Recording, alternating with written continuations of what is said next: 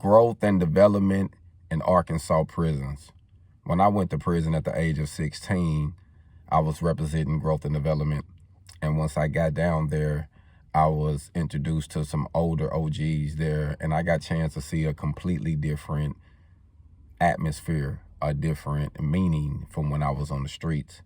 I had just left the streets of Denver, Colorado at the time, and, it was one love. It was plenty much. It was, we were sticking together. It was information, getting literature, change. It was a different approach.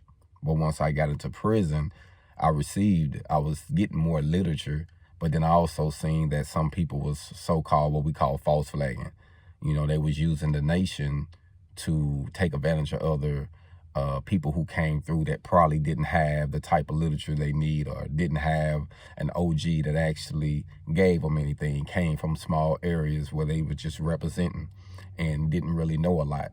So they took advantage of them, family. I seen guys, I won't say they got raped, because I literally watched a lot of them get talked out of their manhood. I can't tell you the exact conversation that was said because I wasn't sitting in the group with them, but I literally seen some that, bowed their heads and said, they'll rather become a woman, since they didn't know the information. So, it affected me a lot because I seen it, and it made me look at growth and development different. It like, this ain't what it was meant. This ain't how I was, raised to believe. This ain't how I got blessed in to believe that this is what we supposed to do. I thought it was aiding, assisting, and I seen a lot of things that really wasn't aiding, assisting. But I want to give a shout out to OG Charlie Rock.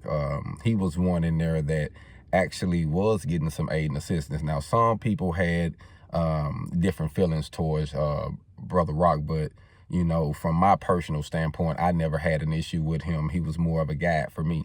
And you know how older gentleman is, especially at that time, he had already did at least 20 years or 15 years or so before I even got down there. So he had already been a veteran. And I remember I had a situation where some other guys was holding a discussion about taking advantage of me. And there was one of my friends who I actually walked through diagnosis with. Actually, he was from Pine Bluff. Shout out to him from Pine Bluff. He came and told me that these gentlemen was talking about how fine I was and how they wanted to take advantage of this and this. And he was like thinking to himself, he said, man, Slice G ain't going. And at the time, everybody called me Slice G. He said, man, Slice G ain't going. So he came back and told me the information. I was like, okay. So he was like, bro, what you gonna do? I'm like, I'm gonna take care of it.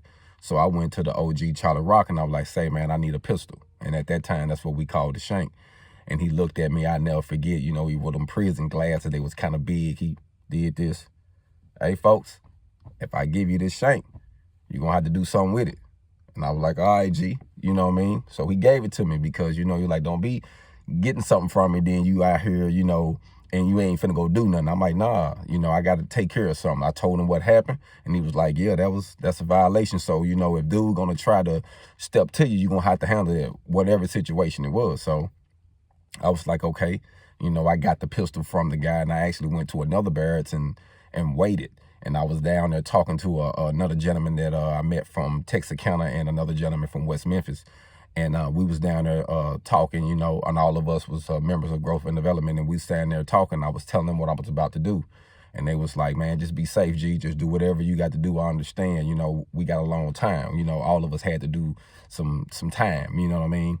So during that time, they had called Chap Hill, which is what they call when they get a chance to, call lunch. They be like Chap Hill, you know what I mean? So I let everybody else walk down.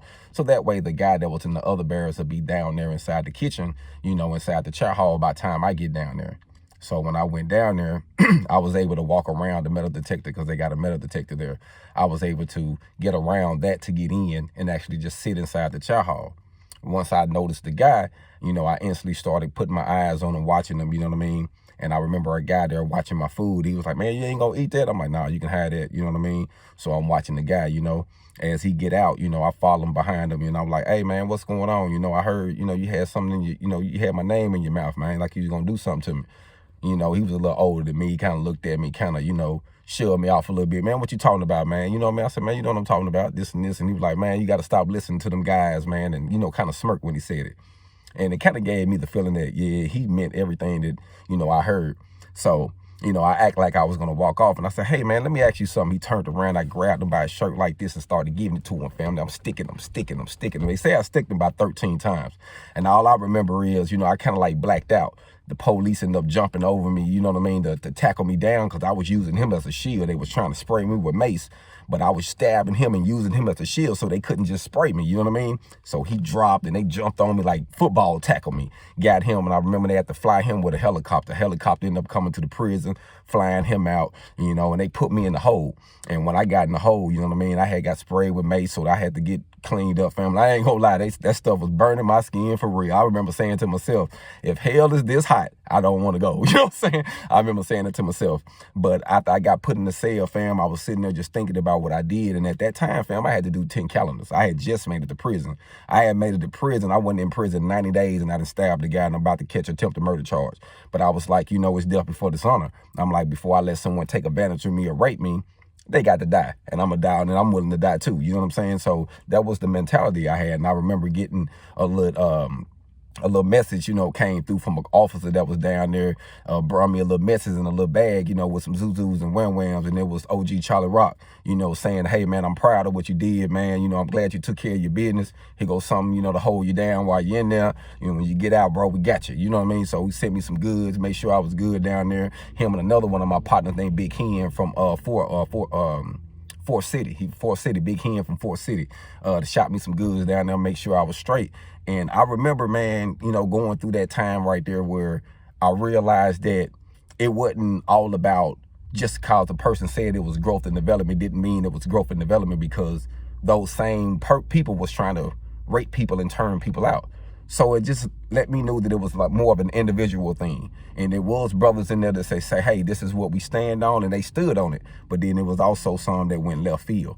And as the generations, as time got to going down, and we got to go into smaller units, and they got to putting us at the Newport unit where we wasn't around older OGs, it really went wild.